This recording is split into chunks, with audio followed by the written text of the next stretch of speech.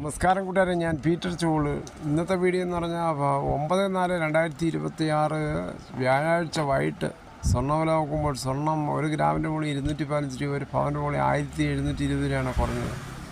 22 carrot രൂപ 13,885, ഒരു പവൻ 1,10,1080. അതുപോലെ 24 ക്യാരറ്റ് രൂപ 15,148, ഒരു പവൻ 1,21,184. അതുപോലെ 18 ക്യാരറ്റ് 11,361, ഒരു പവൻ 90,888. ഇതാണ് വൈകിട്ടത്തെ സ്വർണ്ണവില. സ്വർണ്ണം വാങ്ങിക്കാൻ പോകുമ്പോൾ സ്വർണ്ണത്തിൻ്റെ പരിസ്ഥിതി ഉറപ്പാക്കി വാങ്ങിക്കാൻ ശ്രമിക്കുക.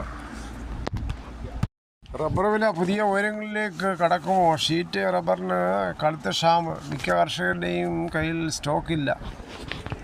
കടുത്ത വേനലിൽ മിക്ക കർഷകരെയും ചരക്ക് ഇല്ലാത്തതിനാൽ റബ്ബർ വിലയിൽ വീണ്ടും കയറ്റം. 2024 ഓഗസ്റ്റ് 10 ലഭിച്ച 247 രൂപയാണ് ഇതുവരെയുള്ള റെക്കോർഡ് വില. നിലവിലുള്ള സാഹചര്യത്തിൽ പശ്ചിമേഷ്യൻ യുദ്ധ സാഹചര്യത്തിലും റെക്കോർഡ് വില ഇതിനേക്കായി ഭേദിക്കുമെന്നുള്ള ഒരു വിചാരവുമാണ് മിക്ക റബ്ബർ കർഷകർക്കും ഉള്ളത്. ഇന്നലെ വൈകിട്ട് rubber sheet RSS 4 Kottayam market വില 231, RSS 5 കിലോ 227 ആയി. വ്യാപാരികൾ 3 രൂപ അധികം കൂടി നൽകിയാണ് ഷീറ്റ് വാങ്ങിച്ചത്. വിദേശ വില ദിവസവും റെക്കോർഡ് കുറിച്ച് മുന്നേറുന്ന സാഹചര്യത്തിൽ ആഭ്യന്തര വില അടുത്ത ആഴ്ച 240 കടന്നേക്കുമെന്നാണ് മാർക്കറ്റ് സൂചന. പശ്ചിമേഷ്യ സംഘർഷം കൂടുതൽ വഷളാകുന്ന സാഹചര്യത്തിൽ റബ്ബർ ഇറക്കുമതി പരിമിതമാണ്. ഹോർമൂസ് കടലിടുക്ക് പ്രതിസന്ധി മൂലം വിദേശ ഓർഡറുകളിൽ ചരക്ക് വരവ് കുറഞ്ഞു. അസംസ്കൃത വസ്തുക്കളുടെ വിദേശ വരവ് നിലച്ചതോടെ സിന്തറ്റിക് റബ്ബറിന് വില കുത്തനെ ഉയർന്നു.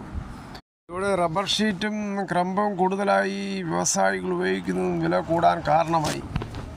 മഴ പെയ്ത് ഭൂമി നനച്ചതിന് ശേഷം ശരിയായ രീതിയിൽ ടാപ്പിംഗ് നടക്കണമെന്നില്ല. കാര്യം ഇനി ടാപ്പിംഗ് ചെയ്യണമെങ്കിൽ മഴ സമയത്ത് മറ, പ്ലാസ്റ്റിക് അങ്ങനെയുള്ള സാധനങ്ങൾക്ക് വില വീണ്ടും കൂടാനും സാധ്യതയുണ്ട്. ചരക്ക് കിട്ടാനും സാധ്യത കുറവായിരിക്കും. ഒട്ടുപാലിനും ലാറ്റക്സിനും വില കൂടിയത് കർഷകർക്ക് ഏറെ നേട്ടവുമായി.